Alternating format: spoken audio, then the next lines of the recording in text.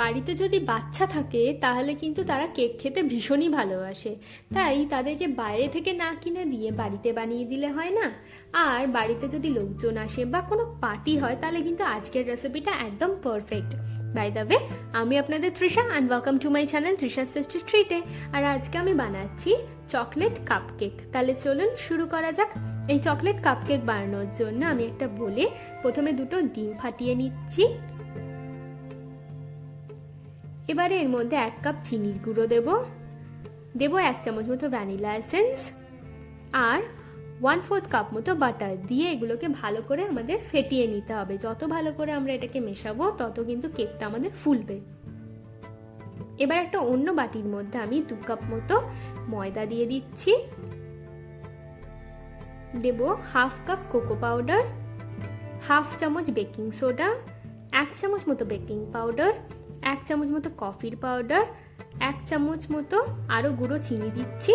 দিয়ে এই সব কিছুকে আমি খুব ভালো করে মিশিয়ে নেব।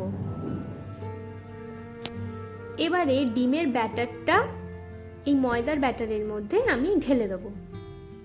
ঢেলে দিয়ে আমরা খুব ভালো করে কিন্তু এটাকে প্রথমে মিশিয়ে নিচ্ছি। আচ্ছা, যদি মেশানোর সময় শুকনো লাগে তাহলে এখানে দুধের ব্যবহার করবেন, যেমন আমি এখানে 1/2 কাপ দুধ ব্যবহার করেছি।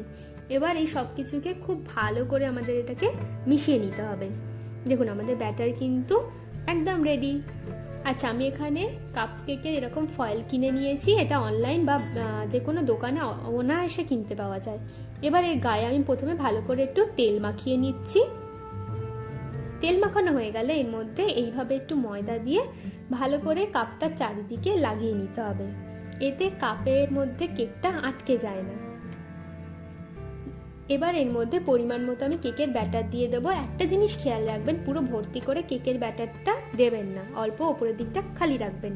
এবার 180 ডিগ্রি সেলসিয়াসে 15 মিনিটের জন্য বেক করে নিলেই আমাদের চকলেট কাপকেক একদম রেডি। এবার আমি চলুন একটা খুলে দেখাই এটা কতটা সুন্দর হয়েছে আর কতটা সহজে এটা খুলে যাচ্ছে।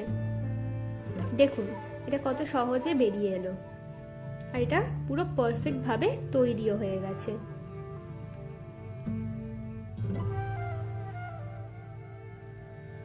দেখুন আমি একটা কেটে দেখাচ্ছি। দেখুন এটা কতটা নরম আর কতটা সুন্দর তৈরি হয়েছে। আমার ভিডিওটি যদি আপনাদের ভালো লেগে থাকে তাহলে প্লিজ একটি লাইক করবেন, প্রচুর শেয়ার করবেন আর এরকম আরও ভিডিও পেতে আমার চ্যানেলটিকে সাবস্ক্রাইব করবেন। নমস্কার।